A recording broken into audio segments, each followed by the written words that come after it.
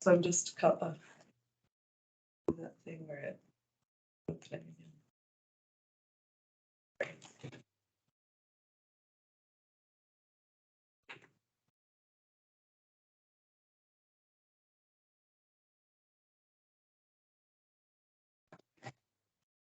Oh, yeah, that, don't get me started on that one. We can just, what do you need me to say exactly? So you just Call the yeah, meeting call to meeting order. order. Okay. Let's call the meeting to order of the July 10th, 2023 Board of Health meeting. The first item is public comment. We had 4 people sign up, but it looks like we only have 1 person online. So Ryan, I'm going to make you a presenter, and you'll 3 minutes will start whenever you're ready. Thank you. Just rejoining here. I appreciate the opportunity again.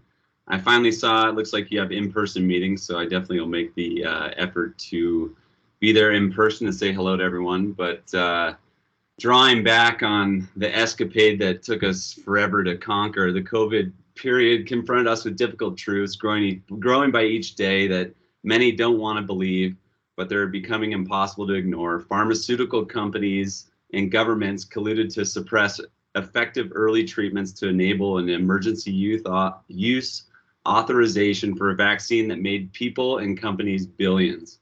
Many lives could have been saved with these early treatments. Lockdowns crushed small businesses. We saw that in Boulder, harmed children and hurt and divided families while creating new billionaires and making existing ones richer. For any violating the First Amendment, the federal government colluded with internet companies to suppress free speech on COVID natural immunity, vaccines, lockdowns, masks, and vaccine injuries. And whether you like to acknowledge it or continue to deny it, you were pretty much wrong on all the above. Truths from this terrible period keep surfacing, forcing us to look, yet we often deny what we can't see and turn away. It's not a new phenomenon. There's massive denial, and I think there's plenty of people that are finally coming to the realization now, wow, we didn't quite get it right with lockdowns and vaccine passports and all the above. Go look to Missouri versus Biden for the acknowledgement of the First Amendment and massive censorship that happened. I was aghast when I was trying to go about my normal business in Boulder and could not do so. So a common feature of totalitarian systems is the prohibition of questions. They monopolize what counts as rationality, cue misinformation, as you like to term it, and your inability to debate. And I think that was a really unfortunate piece that came out of COVID, was you trying to force your decision down everyone's throat in Boulder County, and simply state anything else as, oh, that's misinformation. Well, it turns out a lot of misinformation a year ago, is now truth and clear out in the open. So I, again, never lead with that. Hopefully those folks have long since departed.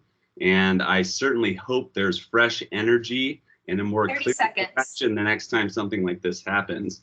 In the stunning ruling I was referencing, 4th of July, U.S. District Judge ordered numerous top federal officials to immediately cease contact with all social media firms for the purpose of urging, encouraging, pressuring, and inducing any manner of removal or content containing protested free speech. You did the same. You tried to suppress and coerce people into taking an action, and it was ineffective. Thank you. Thanks, Ryan. And we have one other person just joined, Erin Mashecki. I'm going to make you a presenter. Your 3 minutes will start whenever you're ready.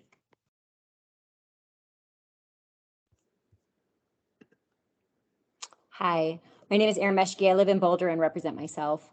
I continue to be confused why messaging around COVID shots is still being promoted by the Board of Health and Boulder County.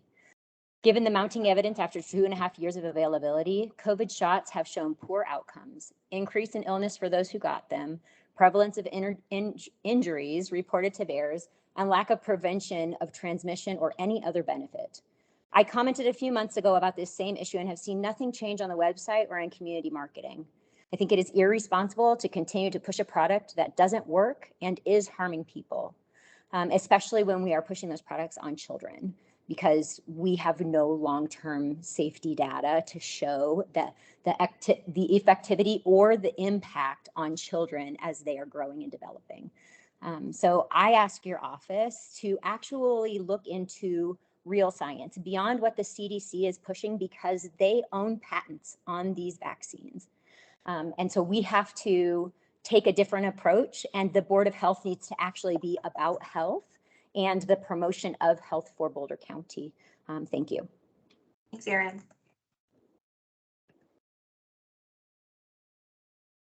That concludes public comment.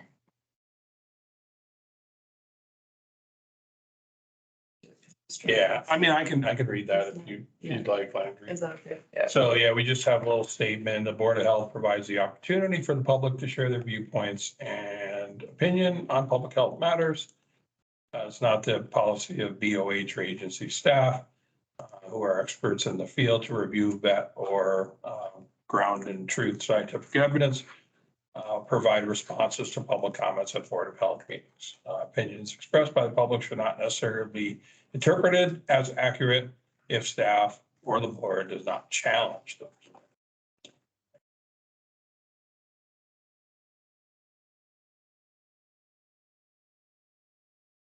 Oh, okay, I'll help run it while you're, so item 2 is approval of the June 12th regular meeting minutes. I would make a motion to approve the June 12th regular meeting minutes. I second. Morgan, I second. Oh, good. Okay, all in favor? Aye. Aye. Aye. Thank you. Item 3, 2023 budget amendment. Thank you. We, unfortunately, Catherine Palmer couldn't be here this evening. She and Desiree Kazarosian and the team have been working very hard with all of our staff to provide an update to our 23 budget. Our original budget was submitted in December, and we have, part of the reason that it's taking us a little bit longer this year to get to the amendment was because we really wanted to start moving into a more strategic place where we're making decisions within the management team around agency priorities. And so we are at the place where we are ready to present you with our budget amendment, and Desiree's going to be here tonight to take us through it.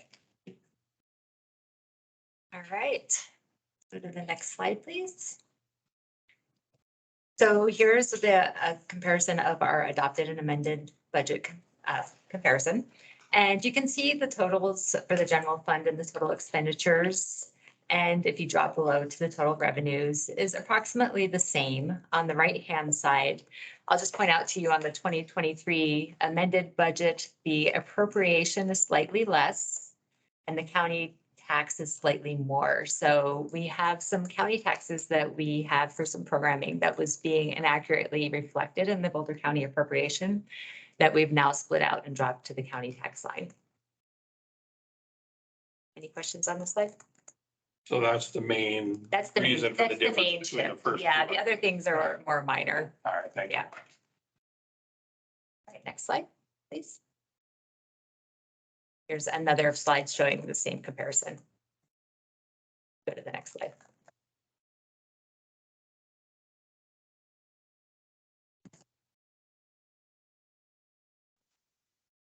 Desiree, just Yeah. a question did on you have a the, question? Yeah. yeah, thank you. This is Morgan. On the county tax, is that a Right. reflection of, is that sustainability tax, or what is the tax that's being reflected in that? It's there's the HS1B tax is reflected in that. And then trying to think if there's another tax that would be included. I can check on that I can check on that and get back to you on what the other one would be. But there are taxes that are built and they were voted on. So they are continuous taxes. And I know that one of them has been renewed. So that's taxes that we use towards Genesis and Genesister and some other programming. And Morgan, I Got it. believe Thank that you. I believe the S tax would be included in there, although there weren't changes to the 23 S tax allocation.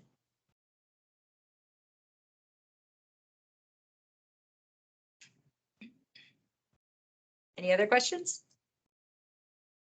Okay. All right, we can go to the next slide. All right, and this is a comparison. Jordan, can you go to the next slide?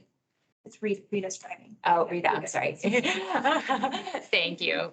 I think this, so it looks like there's duplicates, one that has the highlighted areas. So this one shows the differences between the adopted resolution and the amended resolution. And you can see there's just some slight differences in strategic initiatives. It was +1 employee, and employee health, it was -1. And then family health had the biggest jump. It went up by 6 employees, and that was largely due to the new Family Connects programming. Any questions on that one? Okay. All right, let's go ahead and go. Special projects, I assume, was COVID emergency response or no? I didn't look up to see what that Yes. one position was. That's what I thought. Okay. Peter, can you go to the next slide, please? Thank you. These are the 2023 program exception requests that have been approved, or initially, not by you all. But if I know this was in some of your study documents, I just wanted to point out the EERT response pagers and the meth contamination response were things that we did initially request in the budget process this year and were denied. We requested them because they were statutory requirements that were not being covered by our funding. But the denial was based on the fact that these were pre-existing 2023. So it was only new statutory requests that were being accepted by the Board of County Commissioners. So this Can I ask a really quick question? summarizes. Oh. Yeah, just this really summarizes the additional spending that we've approved internally since the previous budget approval in December. Sorry, Brooke, please go ahead. No, it's okay. What is the EERT response pager? Is that our emergency response texting system? I'm just not sure what that is. So it's pager. Pager is kind of a misnomer. It's called Pager Pay, but it's for people to be on call. Oh, and that's it. Okay. Yeah. And then the meth contamination response, was that mostly the library or was that more broad?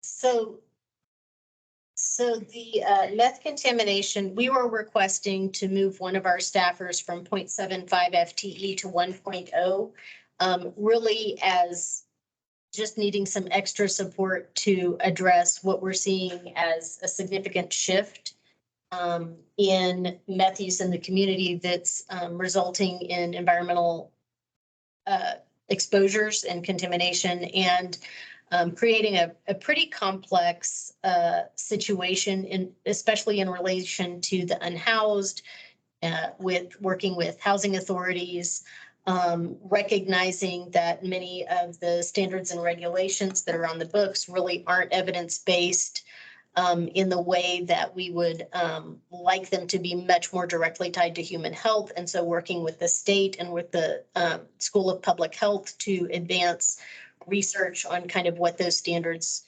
should be. But yes, it also included that kind of responsiveness to issues like the situation at the library and a couple of other spaces too. Got it. Thank you. Indira, did you want to say something about the EERT response pager? I was just going to provide clarity that it's for the environmental hazards. So it's on the environmental side, such as like if there's a hazmat spill or some kind of rollover of a tanker or something like that. The environmental health team has a response team that goes in and provides technical assistance to the first responders and the hazmat teams to make sure that we don't have like big environmental spills, and they're really important, that group. I just wanted to give some context. And so those costs go to support being on call because you never know when a call is going to come in. So probably they have her throw out a week at a time. Do you have a schedule that you rotate through? Yes, so all the pager carriers, regardless if they're EPI, emergency management, or ERT, They carry the pager for a week to 2 weeks at a time and are compensated all the same. Okay, thank you. Any other questions on this sheet? Rita, will you please next? You progress one more and show the highlight. Thank you. So this shows some requests that we have made of the Board of County Commissioners that were not covered, but BCPH was able to shift some funding to cover the majority of these that are highlighted. And you can see there's a couple outside of this. I think if you go one more, Rita, there might be some highlight for the bottom as well. There we go. So the highlighted items are being covered. The Jen Brown funds that are down below, currently those are sitting with the county, and it's a category shift that we're trying to make between operating and personnel. And the county hasn't accepted that yet because personnel costs would rise over time. So that's something still to be decided and negotiated. The vector-borne disease investigation piece hasn't yet started, so that's why they're not included in these highlighted areas. Any questions on that? What are the Jen Brown fund? It's a historical amount of funding that we got from the county that was originally for a staffer, but it was, for some reason, it was put into operations. And so the fund amount hasn't grown over time. And we're trying to get that rectified. And to do that, we need to go through a specific process with the county that kind of projects out kind of what the increases would be over time. So we'll be working on that to propose in the 24 budget with the county, but we're only got the instruction about how to do that recently. So just to come full circle from our meeting with the Board of County Commissioners, those were the requests made. They had some additional comment or questions when we met with them, and they decided not to fund any of this request. Is that right? That's correct. Okay, thank you.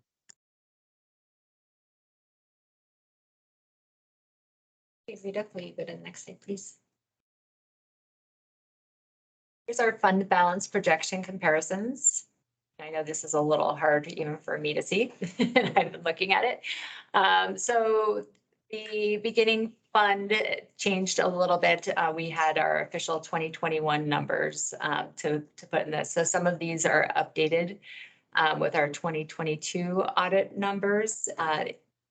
You can see down below, we go from 7.9% total fund balance to 11.1. So there is a slight increase in the current fund balance. These numbers aren't yet finalized. We're still in our 2022 audit. So they're subject to some changes. Does anyone have any questions on components of this? Positive movement is good. I know that we had this discussion at one point about what is the goal of BCPH in terms of fund balance. And I know there are different schools of thought on that. Is that do we have a percentage that we aim for on an annual basis? So that's a great question.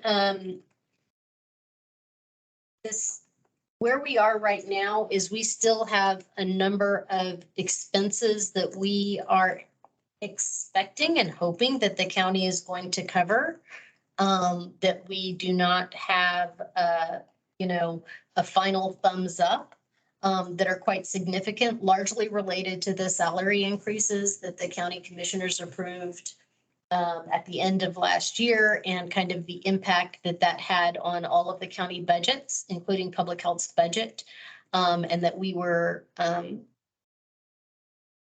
invited to present a request to cover that deficit for 23, recognizing that we would have to cover our own deficit for 24 going forward. And until that request has been approved by the county, we're a little hesitant to want to spend any more of the balance that we have. And feel like a conversation about what the reserve balance should be might be a bit premature until we have a little clarity on that. But I think it's an important conversation for us to have in the future. Yeah, thanks, Lexi.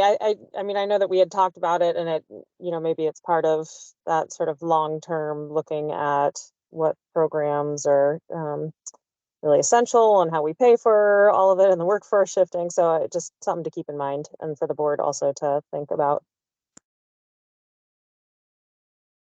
Any other questions on this? Okay. You to leave the next slide, please.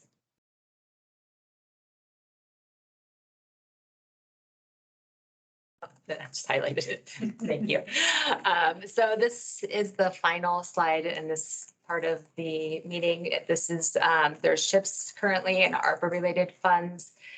There's a decrease in COVID ARPA going forward, and we also did get an increase in our ARPA funding for mental and behavioral health, which was approximately $1.3 million. We will see a larger decrease in ARPA in 2024. The majority of our BOCO ARPA needs to be spent down in 2023. However, the MBH portion will go out into 2025. There's shifts in grants, so we saw some funding shifting, and it includes increases, decreases, termination, new funding. Amendment to the S-tax, we're largely keeping our amount of our ask the same this year. Utilize vacant role savings to cover funding for other eligible expenses. And wage increases is something that has been mandated by the county, and we did a study on how that would affect us. And it impacts 14 hourly and 1 FTE with roughly a $25,000 impact. And that minimum wage is going to be increasing from $19.46 to $22.44 an hour. And the other component of the wage increase, sorry, I lost my train of thought there. I'll come back to that. So any questions on this piece? And just that wage increase is in addition to the one I previously mentioned that was an all staff increase. Right. Right. Oh, I remember what my point was. Yep. The 14, excuse me, the 14 hourly are largely grant funded positions. So this would be part of the gap funding request possibly.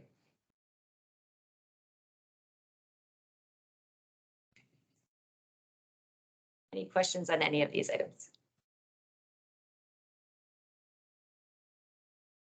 Okay, I believe this is the last one slide of that, right? Yeah. Any other questions on anything that we've discussed previously? We have included an updated budget resolution in your packet for you to vote on if you're comfortable moving forward with that. Can I just read the section 3?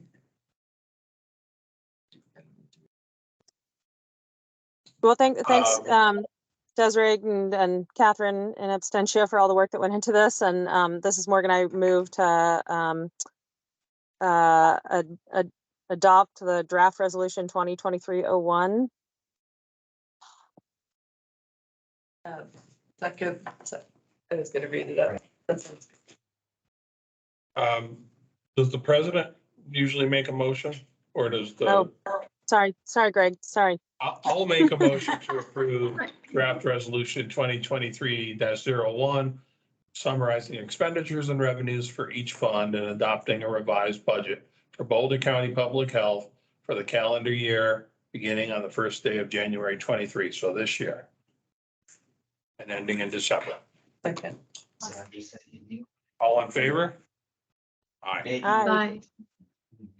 All right. Thank you very much, Desiree. Thank you.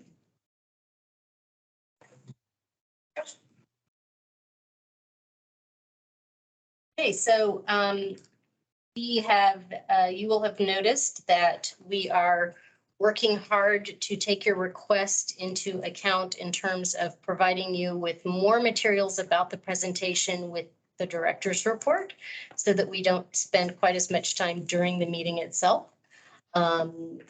presenting all of the information. We are very pleased to talk this evening about the policy and legislative session wrap up. Lane Drager and Heather Crate are here to give a summary of some of the more important impacts of the legislative session on public health issues, as well as some of our internal progress on what we've been doing to advance a more robust policy program in BCPH. Good evening, board. Lane Drager. I'm going to start off, and Heather will jump in and share more of what our staff were doing. I'm going to give you an overview of kind of what happened within the session, working with our partners at the Colorado Public Health Association and the Colorado Association of Local Public Health Officials. Next slide, please. I think you got the slides in your packet, so I won't spend a lot of time going through a lot of the details, and you can certainly ask any questions at any time. But this is just kind of an overview of what happened in this session. A little less in bills than there were the previous year, but very similar, I guess, overall, and similar kind of overall rate of passage. 120-day session, and 10 bills ended up being vetoed.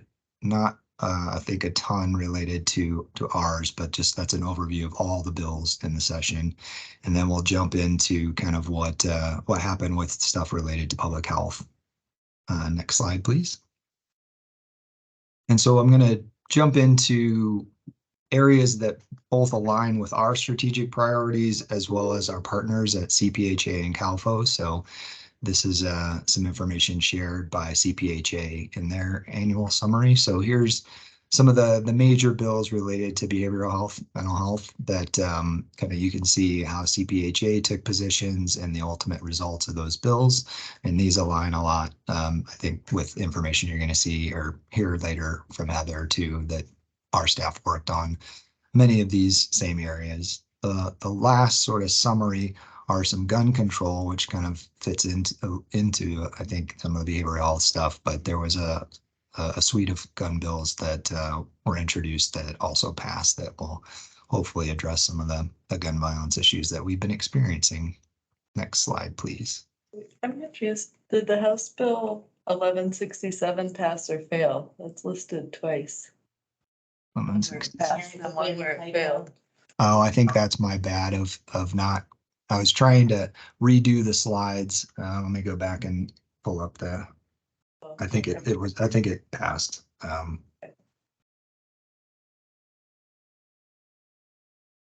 Sorry. No, thank you for pointing that out.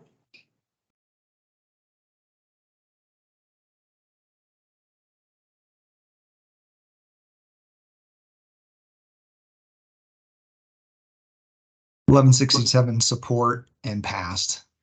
Overdose prevention was a monitor and failed. So I didn't get that one. So that should be 1202 is the one that was monitored and failed. That was a controversial one. That's the one where Denver, I think, was the municipality really positioned to potentially start to pilot and really expand on that. And unfortunately, it did not have enough support to move forward. So that should be House Bill 1202, Overdose Prevention Center is the third item. Next slide, please. Climate change, another one of our priorities, and you can see several bills that were actively supported by CPHA that all ended up passing, which is very good. Next slide, please. Public health infrastructure. So this is a significant area that I think will be an ongoing focus for CalFO certainly, and CPHA, and obviously is critically important to us. But there's a number of areas that end up creating additional opportunities for revenue and funding and support for how public health infrastructure is set up. And so here's some of the topic areas where those bills that were successful passed.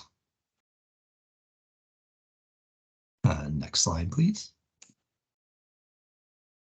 And a summary of CalFO on their end. They ended up taking position on 16 bills and 7 budget requests.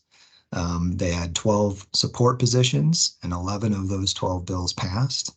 I know that this is just going to be a high-level summary. We shared with you an in-depth annual report from CalFO, which really walks through all of this, walks through all the detail of all the different bills that they supported, and then all the different bills that they were monitoring and looking at throughout the session. And then of the 4 bills that they were monitoring, 3 of those passed. The priority areas, again, that CalFO had for this last legislative session, the public health workforce, behavioral health and substance use, and immunizations. And then their long-term overarching kind of priorities are public health infrastructure and local public health funding. And so again, I think those efforts to really hone their limited resources on priority areas, I think will continue to help them be successful in the future.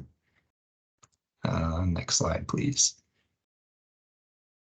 The 2024 session will begin January 10th and go through May 9th. So the work to get in position for that will and already kind of has been begun for different topic areas, but that will be when the next session kicks off.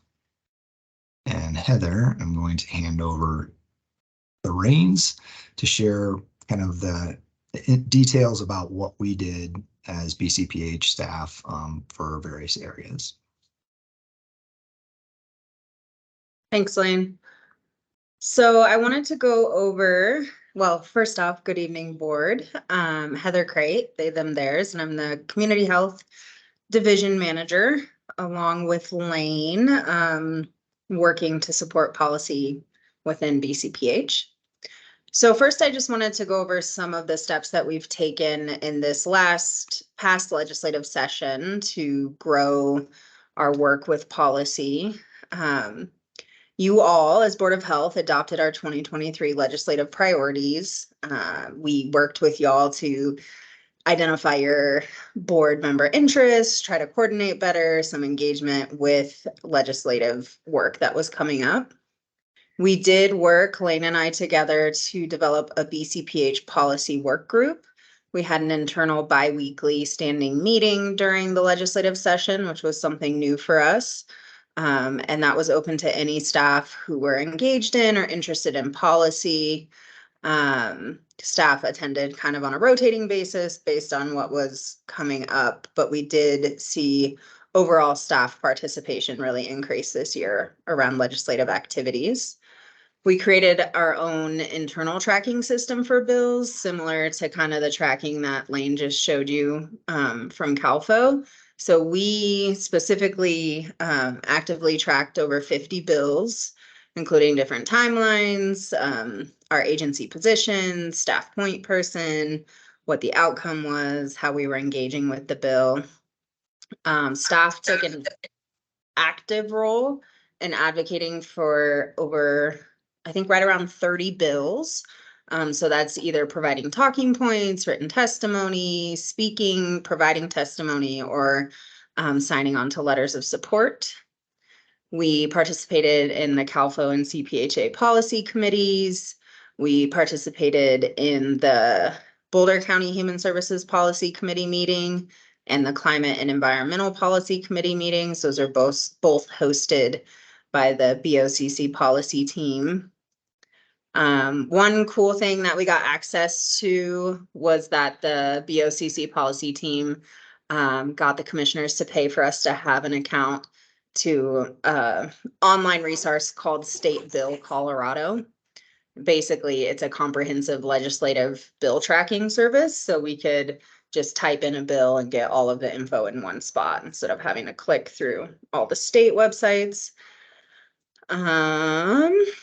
We have started some conversations with our municipal, county, and regional partners around public health policy leadership. And we did a new addition this year that's been really cool is we have a public health associate, Eliana, who is tracking all of our municipal and school board public health related policy. Next slide, please. So as far as thinking about infrastructure moving forward, Lane and I and everyone else in the agency, special shout out to everyone who provided any kind of testimony or work, especially Dave LaRocca. He stepped it up quite a bit. But in order to continue doing this work moving forward, we really need to build out some additional infrastructure. So we're looking at an annual calendar cycle that sets up some additional goals, further developing our internal workflows for how we take action, what that looks like. We're really hoping to identify resource needs, including a potential job description and funding for a policy lead position. We really think that would be helpful to have someone who this was their primary focus. As far as our policy priorities, we're looking at the community health profile and our draft strategic plan to help us inform agency policy priorities. We have continued to identify kind of broad priority areas that relate to public health and the types of programs and supports that we provide as BCPH. And then as far as enhancing equity and community engagement, we have been working with the county policy team around continued collaboration for supporting community partners and engaging. We did have, I believe, a couple of clients from Genesis give some talking points, and we had some youth testify at the Capitol this year as well, but working to build that out additionally. Next slide, which I think is our final slide. Unless Lexi, you want to add anything? So this was our discussion questions that we wanted to bring to y'all as we think about the next legislative session. Any questions before we jump in to the discussion? Sorry, the room got muted. Lexi. Oh, okay. Were you talking? I'm just talking over you. Apologies. I was really saying thank you. No, thanks very much for the summary. I think we just wanted to spend a little time with you all to hear your reflections about how this process went this year, whether you feel like we're going in the right directions, any additional thoughts you have about the future in this workspace for BCPH. Yeah, I enjoyed talking to you some about the addiction bills that are coming up, but it's hard. I guess it's hard to know when they're coming up to be available to speak. I'm not sure there's another way we could maybe do a video recording or something. I don't know. I don't know how you go about that. For testifying? For testifying, I was involved a little bit, just a little bit with the overdose bills. But I don't know. I don't know how to do that or be involved really. Did they still do like online comments, or have they moved to fully in-person testimony at the legislature? Lane, do you know? There is an opportunity for remote testimony. There's also an opportunity for written testimony. So there's sort of two different options. I think that, yeah, the nimbleness that's needed for the session is challenging. What we have, and I think some of the software that the commissioner's office has also provided, is the bills that we're interested in. You can kind of see where things are at, and you know when they're scheduled for the next committee. That being said, that isn't always still a huge timeline of forecast. Sometimes it's still, days at most advance notice. But for bills that you're specifically interested in, we can provide those kind of hyperlinks where you can go in and see when things are scheduled, or we can think about what other sorts of information might be helpful and useful. That's, I think, the challenge is certainly with the breadth of how many bills that we were already tracking. We can certainly give you broader summaries on everything, but if there's very specific bills that you are interested in, once you know they're introduced, that would be something that we can try to think about doing more updates on those specific bills. Dira had her hand up first. Yeah, I've been doing this for a number of years, and I just want to say thank you to Lane and Heather for coordinating everything, because it was a lot to keep up with, especially in the mental and behavioral health space this year. I've never seen so many overdose related bills or legislation that was introduced. I did want to share with you, Landry, that Judy Amable, who's a local representative, a state representative, is going to be meeting with the Substance Use Advisory Group, I believe next Wednesday, and I can forward you that email. But she's going to be asking for what legislation people want to see. So it's nice to see that we're not going to be on the response side, but actually helping to craft and draft that legislation. So I'm happy to forward you that meeting appointment so that you can be there to help provide your important voice in this work. Thanks. Great. Thank you. Then Morgan. Yeah, thanks. And thanks, Lane and Heather, for taking the lead on this work. And I know it's so busy when the legislative session is in session. And just thinking about the questions that you've put forward. I mean, I think it's really helpful that you send sort of regular updates about where bills are in the session. And I think in the past, we've talked about, if there are specific opportunities for the Board of Health to weigh in, that would be helpful. I think we're always interested in that, but again, we are not as nimble as we would like to be sometimes in turning things around. But if there are opportunities, and I think it's great that you're continuing to explore with the county policy team how to engage community members in their testimony, because I think those are so powerful. They're really difficult, I think, sometimes logistically to pull off, but so powerful when you can. So it's great if you're continuing to try to strategically build out a team of potential testimony. And I think, for me also, how are we ensuring that there's coordination between all the various departments that have policy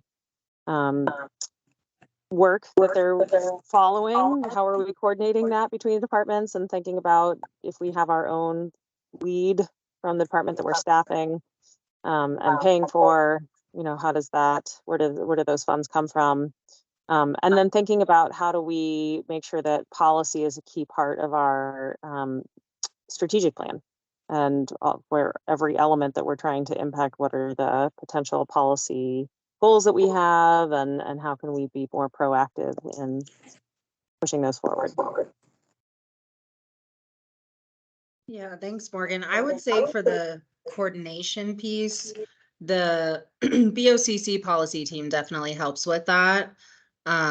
Between like us and community services, housing and human services, any of the different agencies, really tracking who are the experts, who's giving testimony, what's needed. They do take the lead on that piece, and I think they would continue to be helpful in that sense. Yeah, I agree. I think the benefit would be not just doing what Heather and I have been doing, but expanding it. We're trying to do our best to stay on top of the legislative session, which is really challenging. And the staff that testified did an amazing job. They were in very challenging situations, under duress in some situations, up super late, contentious bills, and did an amazing job. We're not even looking, at least Heather and I, at all the different other policy issues that could be happening within the county at the municipal level, looking at the consortium of cities and all those different kind of components. I know Adams County and Jefferson County have policy people, and there's just more bandwidth for them to be plugged into a lot of different components. And again, being in that proactive space is, I think, our big goal. We've really, I'd say, been largely reactive. We have in some cases areas where we're able to work on groups and help introduce bills, but the bandwidth for that is fairly minimum. And so often we're just seeing what bills are introduced. So I think what Indira talked about is the space that I think we aspire to be, is having more opportunity to be working with legislators and getting the docket of bills to be very favorable for us, as opposed to finding out what's there and sometimes they're decent, a lot of work, good intentions, but it comes down to the actual verbiage they put in their draft bills. And so I think there's still a huge space to be in that proactive world and do more good. But I think you hit it on the head. It is going to be part of our strategic plan. It is going to be, I think, how a lot of the divisions and programs continue to make that impact is through policy, kind of community level work. Yeah, and thanks, Lane. I think that's a really important reminder too of all the local municipal policy and then school board policy too.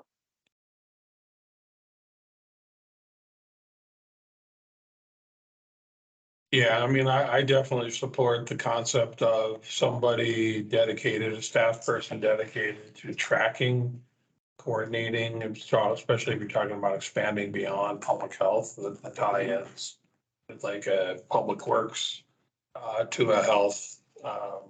And it's a lot of work. And Heather and Lane, great job, but you guys have other jobs to do. And it is difficult to stay on top of all the moving pieces of the legislature. So I may not be here to vote on it. I definitely support it. Thank you. Yeah, I second what Greg just said. It would be nice if you had a dedicated person to monitor this.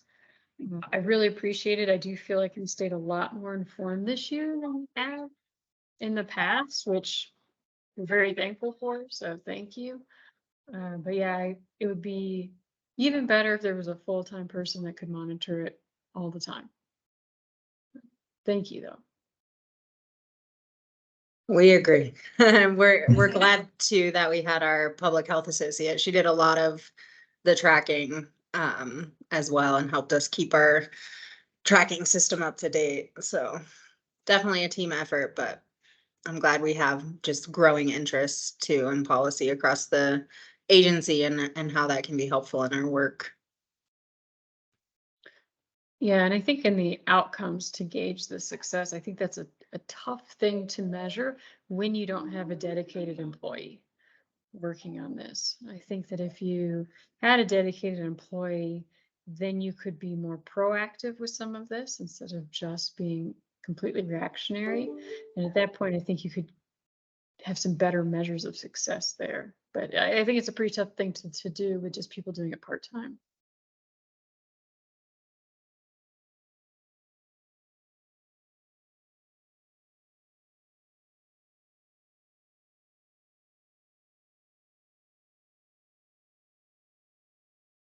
And I'll just end my statement with just that. I did think that the communication throughout the session was better, whether that came from Calfo or whether that came from Frontline. I just appreciated seeing more updates, even though, you generally are gonna skim to what's my subject matter area that I'm really the most interested in, because it is a lot of work. So, thank you to all of you who helped make that happen. Is there any way we could take that information and make it more digestible, or is the PDFs just kind of? I find it, Easy. I find it useful the way it is. Yeah, a top line summary would be nice, but again, I don't think we can ask that of people that are doing this part-time. So I thought that was completely reasonable for who was doing the work. Yeah. It's really helpful to hear that it sounds like there's agreement that this is a worthwhile priority for us moving forward. We do have some thoughts about where we might be able to raise some funds for this kind of a position, hopefully sooner rather than later. It wouldn't necessarily be a brand new position. We've had the position before, but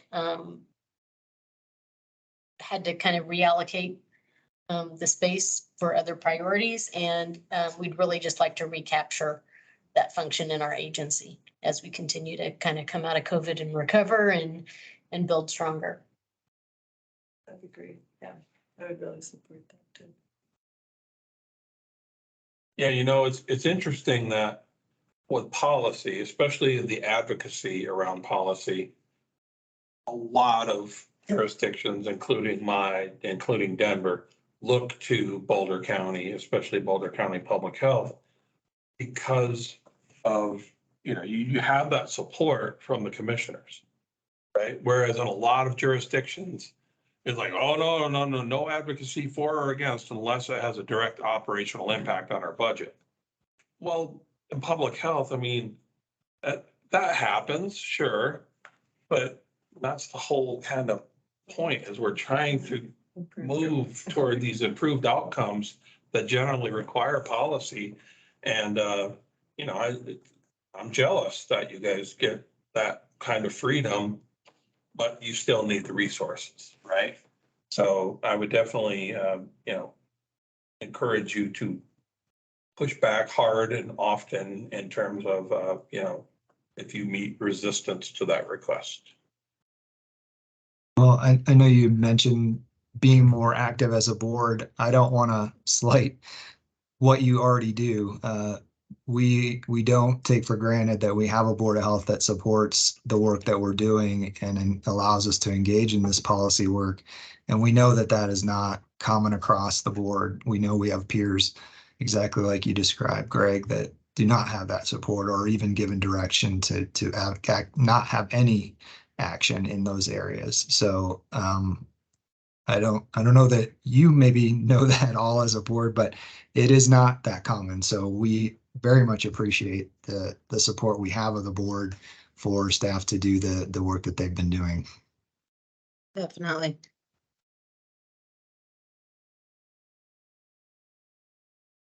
Oh, we got a lot of good things done over the last 10 years. So here's more good things to come.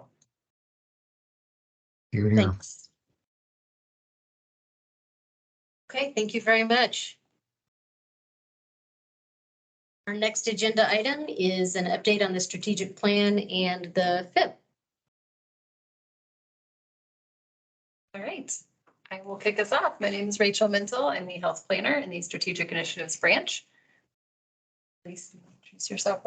Sure. My name is Elise Wall, HPE manager, she, her, hers pronouns, and thank you for having us this evening. Thank you. So following with the format that Lexi talked about earlier, we provided a lot of updates in your packet. I'd like to really jam a lot of information in there for you guys. So the slides tonight are just, I pulled out a few slides to kind of refresh what we talked about in the packet, and then really wanted to kind of focus our time on asking for your feedback on some things, like Lexi mentioned, to kind of spend some time opening it up to you guys for discussion.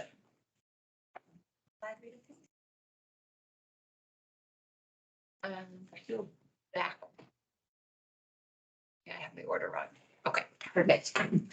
So this is just kind of showing the progress that we've made on our strategic plan. As a reminder, we're developing our strategic plan for the next 5 years from 2024 through 2028. So there's some activities that we have completed and then what we're working on moving forward.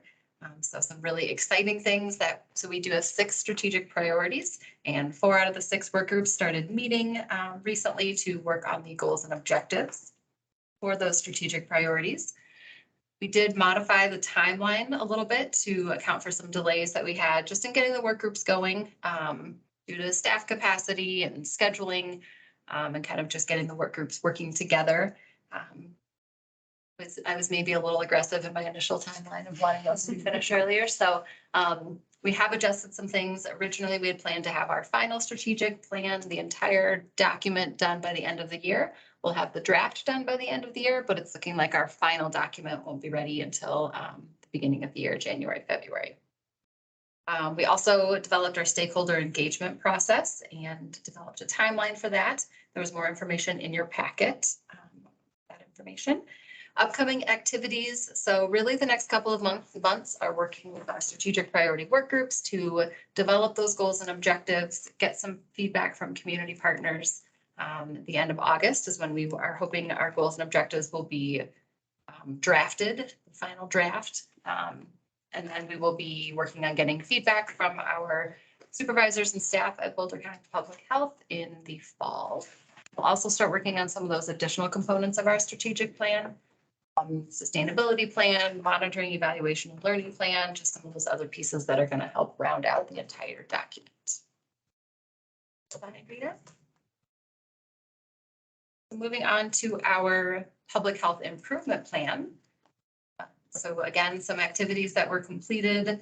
We did hold our community event back in May to get some feedback on our strategies and activities that were identified for our public health improvement plan, which was a success. I don't remember the exact number, but over 60 community members stopped by to give us some feedback, which we were really excited to see that kind of a turnout. Our CHA-FIP work group, group of staff that's been working on our CHA and our FIP. They met in June to review the community feedback and start revising some of the objectives and activities. And then we have continued meeting with the Community Services Department, working on the behavioral health roadmap to make sure that we're still in alignment between our public health improvement plan and that behavioral health roadmap. So those meetings have been ongoing and will continue to be ongoing as we both move forward in our respective processes.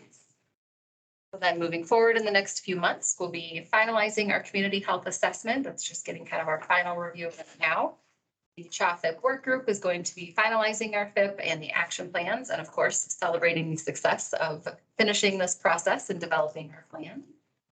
And then we're going to start looking at how we're going to implement our public health improvement plan. Once everything is finalized, we will of course submit our FIP to you, the Board of Health, for approval, and then ultimately that gets submitted to CDPHE, as it is a requirement for us. Next slide, please. This slide I pulled out from your packet just to kind of highlight, this is, I think, the first time that you guys are seeing this. There are draft objectives for our public health improvement plan. That's something I should have referenced on the previous slide. As a reminder, we are focusing on mental and behavioral health for our public health improvement plan. So these are the draft objectives that kind of the high level areas that we are focusing on: policy, social connectedness, strategic communications, sustainability and funding, and technical assistance and training. So you can see the descriptions again, high level descriptions. The CHA-FIP work group will work to kind of finalize some of this language, as well as the specific activities that are going to go underneath that in year one, as well as the subsequent years after that. Slide, please. And then this is just kind of an image for you all. Again, this was in your packet, and this is similar to an image you've seen before, but just to kind of try and give a visual of how everything is connected. So with our strategic plan right in the middle, again, we have our 6 strategic priorities around that, and mental and behavioral health. You can kind of see how that aligns with our public health improvement plan, focusing on mental and behavioral health, as well as Boulder County's behavioral health roadmap. And they're all working together with alignment where it's feasible and kind of feeding into each other. So just to kind of, again, show that visual representation of how all these strategic plans fit together. Strategic priorities. Yes, sorry, strategic priorities fit together. Thank you. Not multiple strategic plans. Priorities. And just a reminder in that NBH space that we're working with our county partners as part of the Boulder County Behavioral Health Roadmap, that our strategic priority is reflected in that roadmap. The FIP are the pieces of our mental and behavioral health plan that we're wanting to really go deeper into, work that we're not doing as much of yet, that we feel like really we need to invest more in to be more transformative in the MBH space. We kind of threw out some questions for you all as the Board of Health, just kind of getting some feedback on a few different things. Or if you have any other questions about things that were in the packets, happy to answer those as well. Read the questions, or if there's any place you want to start. I guess, yeah, if there's any thoughts on any of the questions we've provided or any other questions, we're happy to let you all take the lead in that space. Relationship with mental health partners in all of this, like how are you including them?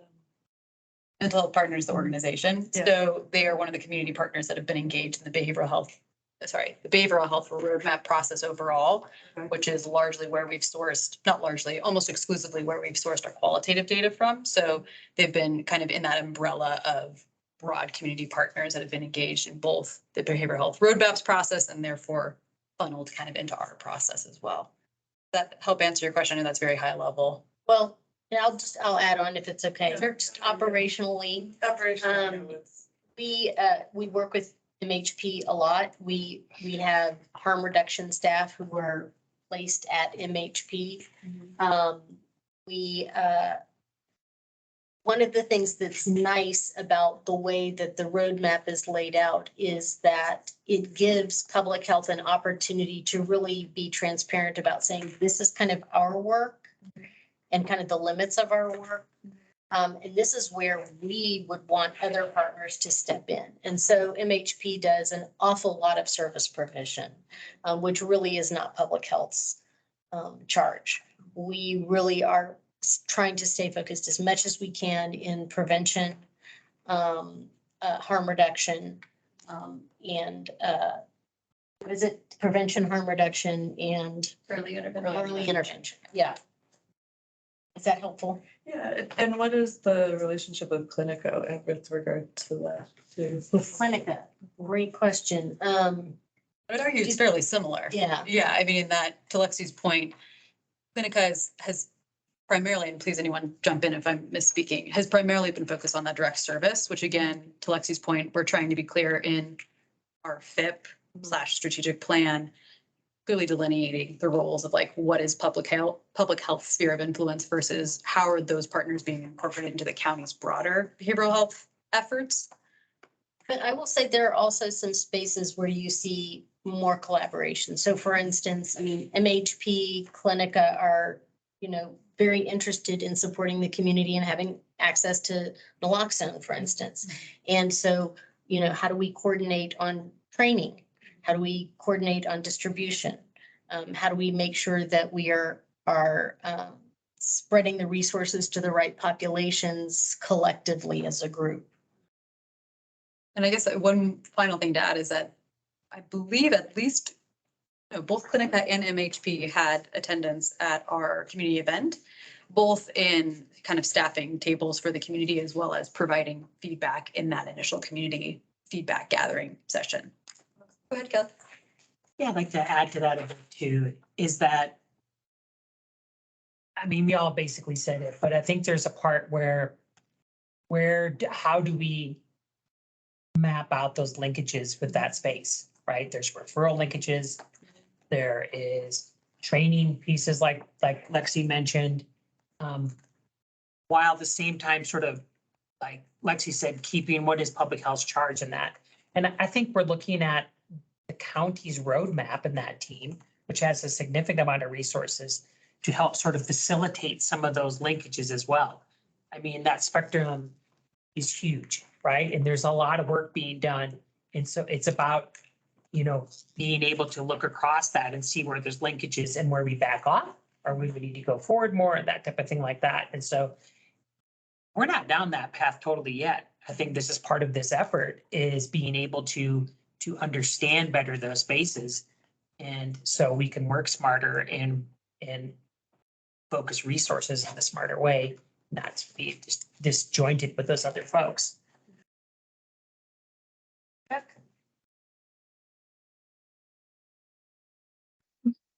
Okay, I had a question on the technical assistance and training part.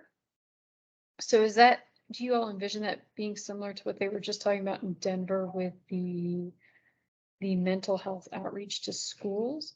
So is the idea to train individuals from the priority populations to reach out, or is this training to specifically target the needs of priority populations? Both. Yeah. I will say that hasn't all been determined yet. But really looking at technical and training assistance as the first step, kind of developing a plan for how we want to provide technical assistance and training. But I think a lot of it was looking at either general community training, community partners, using our expertise to train community partners, skill building trainings, that kind of a thing. But I think the short answer would be both. Also, part of this also is like when you look at the work we've done, for example, with Oasis, right? How do we work with, for example, LGBTQ youth? I think that's an example of what sort of things, or what are sort of some of the skill sets that we bring to the table that we could work with providers on, that we can work in other spaces like that, I think is really critical, right? So it's not deep training necessarily on everything around mental behavioral health. I think there's certain spaces, particularly around prevention and what that looks like, and those, disproportionately impacted populations, whoever those may be, as well in that space. So I think there's still, like Rachel said, that there's just a lot of discussion being had in that work group, but what does that mean? And how do we pull those out? And I think it's always going to be a moving sort of planning target that was not going to be stagnant for 5 years. It's going to be changing frequently, what that could look like. Dira? Yeah, I just wanted to add to a couple comments. One is we have been working really closely with MHP and the federally qualified health centers to make sure that we are collaborating on a system of naloxone distribution, including looking at vending machines. And that becomes really important because you need that clinical linkage so people understand how to administer naloxone, they understand when to use it, what signs to look for, and then being able to have a vending machine within the building for the individual to be able to go and access.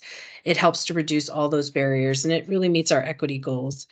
And in terms of MHP, we have been working really closely with the Addiction Recovery Center for many years. In fact, some of our largest harm reduction service, they're our largest provider in terms of how many people are seen through MHP. And they are really critical to all of our work. So I just wanted to share that. In terms of the training, the harm reduction work has really, really taken off because of the fentanyl crisis that we're seeing. And so we initiated with Allison Bailey, who works in the prevention and runs CSAP, and Heather's team. We really initiated a lot of train the trainer models to make sure that people in the community know what to do and have the resources and access to not only the knowledge, but also to naloxone. And that includes our youth, right? Because we have to get out in front of these crises. We don't want to just be dealing with it on the back end. And so there's a lot of investments and collaboration in the prevention and harm reduction spaces, which involve not only training community members who are disproportionately impacted in those priority settings and those priority populations, but also kind of training the larger community in general.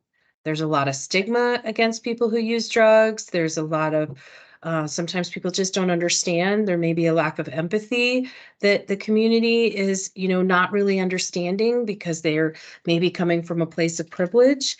That people who use drugs are often feeling shame, often feeling very much more marginalized from society. And so I did want to share those comments because I think that the work that this team, the HPE team, has been doing has really been fabulous in pulling it all together and collecting it so that we have a collective vision for the next 5 years.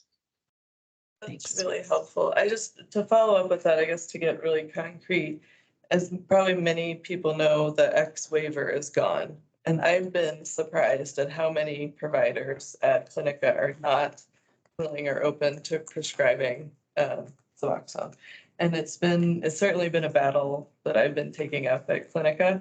But I recall a training that I think was connected to you guys at Salud through Carlos, who was doing it he was the primary behavioral health coordinator up at Salud a few years ago. This was pre-COVID.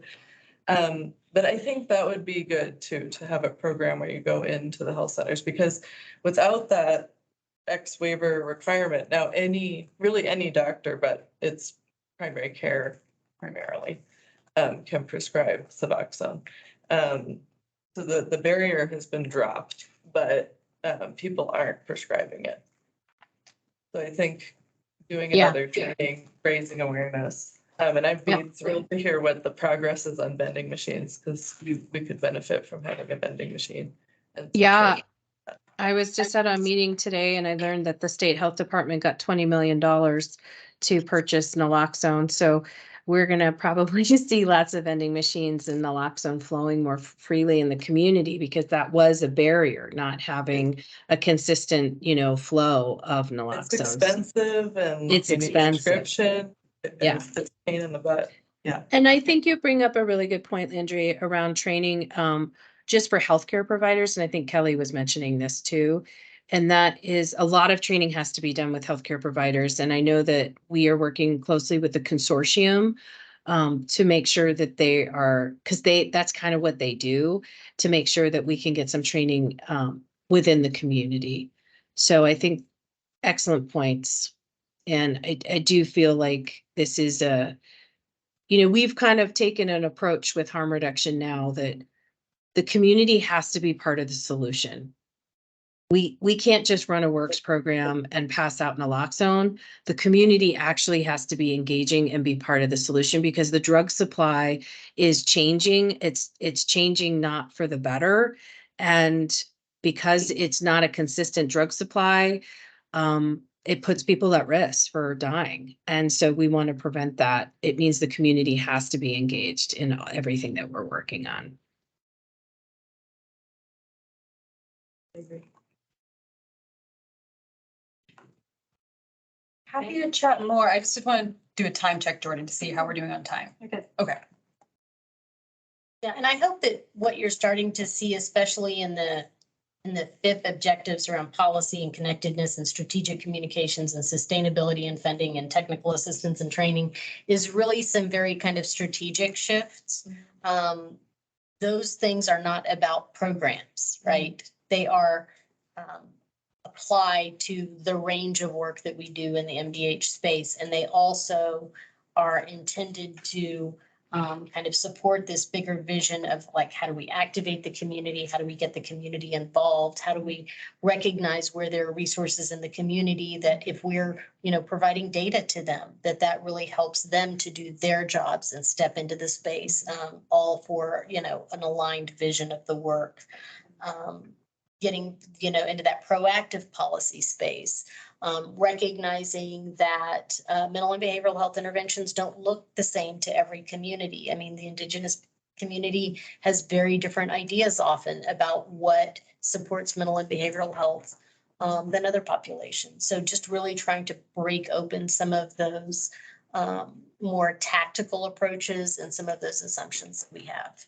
Yeah, just to build off of that, because I think that was really well said, Lexi. It's just, that's been also the importance and value out of collaborating so closely with our community service partners in the development of the behavioral health roadmap, right? Is to again, be very intentional about the spaces in which public health needs to be present, and also very intentional about the spaces in where public health maybe needs to take a back seat and play a more supportive role. And so that's been really wonderful to have those ongoing conversations and have, our other county partners be very open to that and receptive to that feedback. So you want to say something, Kelly? No, I'm good. Okay. I was Put you on the spot. The dog outside got my attention. Also very important. Yeah.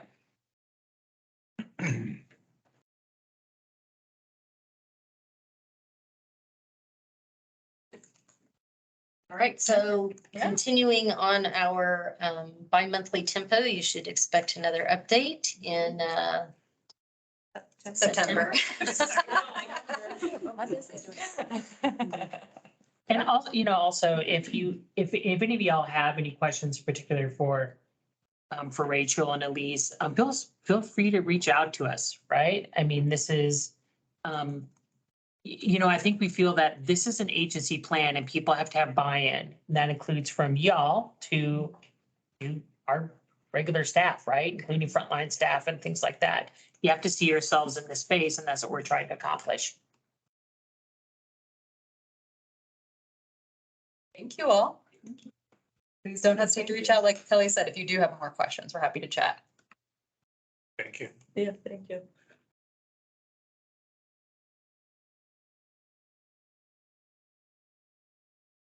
Okay, I won't take you through step-by-step of the director's report.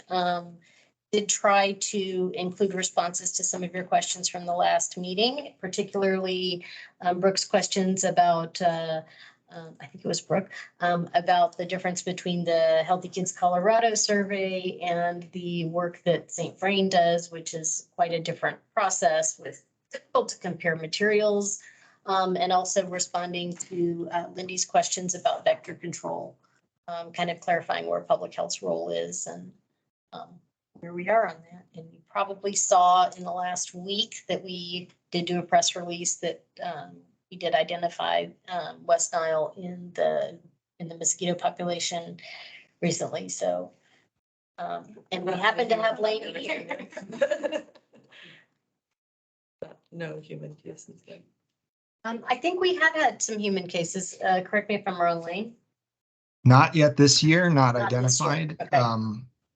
Last year was a really bad year. Colorado actually was the leading state for West Nile cases, and we know that we're not one of the biggest population states in the country. So that's very always concerning to us that those are not the things we want to lead in.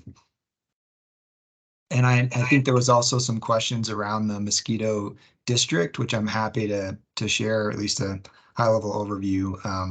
That's a very unique program. It was created by a special district, so vote to create that tax district, and it's a program that we provide staffing to, but it is overseen by the commissioners. So it's one of the few public health related programs. It didn't start that way. It started really just as a nuisance control for mosquitoes, but with 2003 West Nile arriving, and we did have some encephalitis diseases that were spread by mosquitoes, but nothing to the degree really of what West Nile has kind of created. So that is a program that Marshall Lips is our lead staff that works with our contractor to do the work in unincorporated Boulder County, and then we collaborate very closely with all the municipal mosquito programs.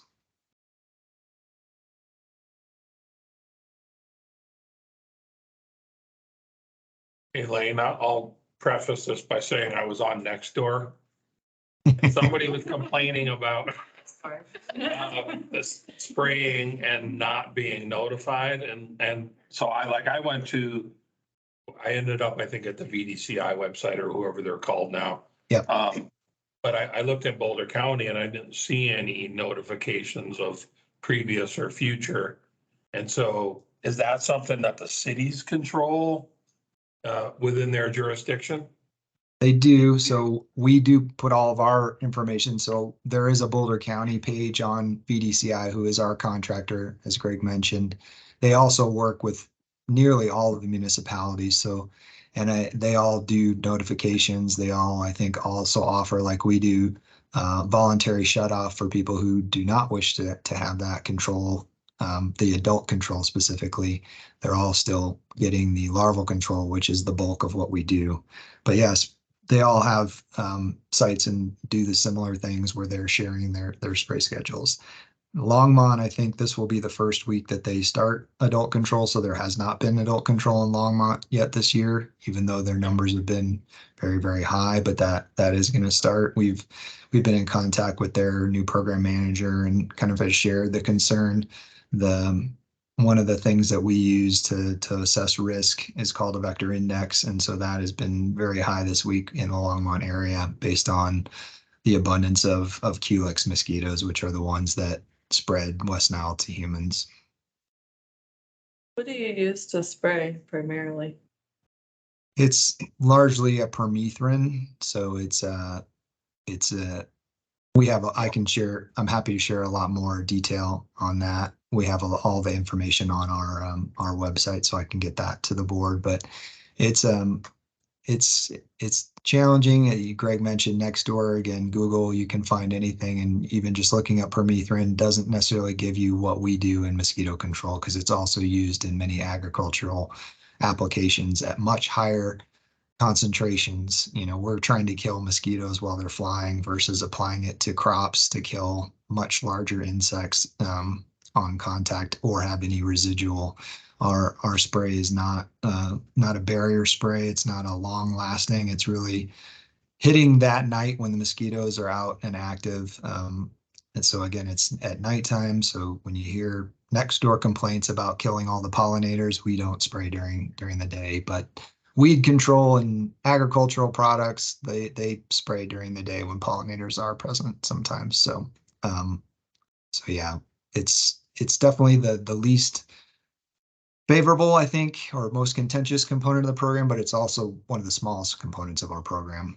The bulk of what we do is larval control and the habitat assessment, and then the surveillance work, and then the last line of our IPM program is that adult control.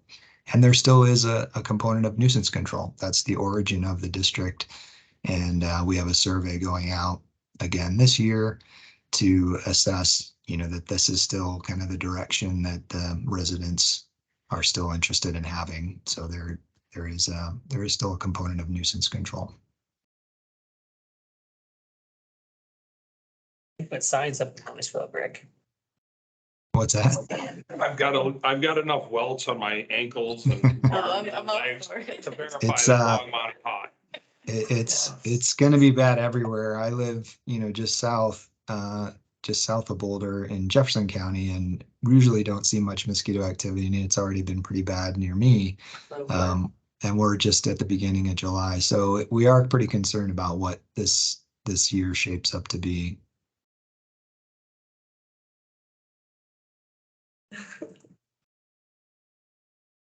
Like, just to clarify, August is when you start seeing cases in humans usually, right? Yeah, it's not impossible that we see cases this month, but yeah, the challenge with West Nile is that it's a disease where once people are feeling bad enough to go to a doctor, that there's already the latency between when you're infected and when you show symptoms, then you get worse and you start to feel bad and go to a doctor. And then if they actually do diagnostic tests and then report that. So we typically see cases 2 weeks after people were infected.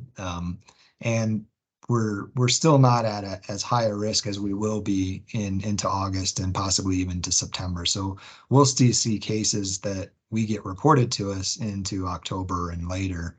So, but yeah, the bulk of infection that, certainly can start into July, but we probably won't see those cases if there are some July exposures until August, and then August into September. So again, there's that kind of latency.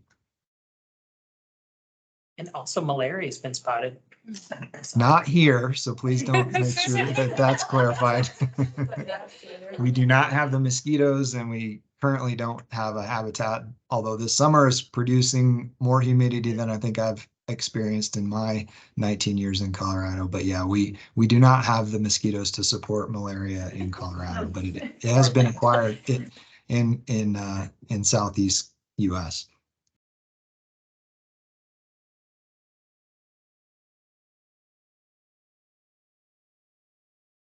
So happy to answer any other questions about the director's report.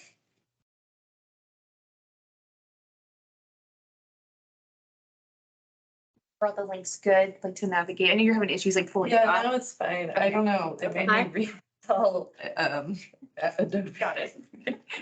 I don't know why, but here we are. I would just like to say, I really appreciate the new format. I found it a lot easier to follow this month. Thank you.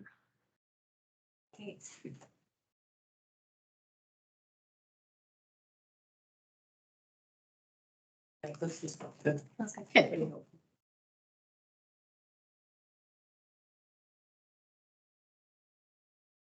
I guess I had a question on the water quality, and Joe is still on the phone. Yeah, maybe Joe can chime in here, but for the Marshall fire impacted properties that had septic, are a lot of them, do they need to be rebuilt? I mean, since they're mostly below ground, is it mostly just the parts that stick above the surface? Or did it reveal that a lot of those properties were older and perhaps it was time to it's a good thing for the environment, more or less, that systems would have to be replaced. I'm just curious about that. Good evening, Board. Joe Malinowski, Environmental Division Manager. We are seeing a mix of permits from the Marshall Fire.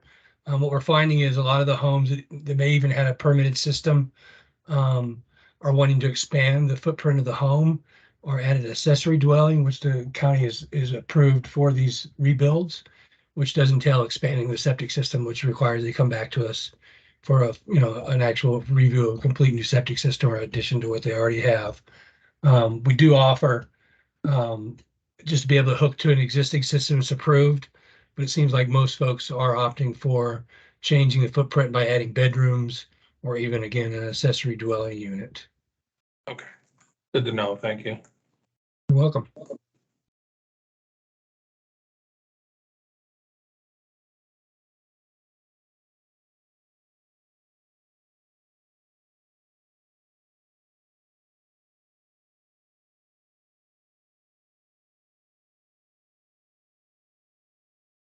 Nothing else on this item.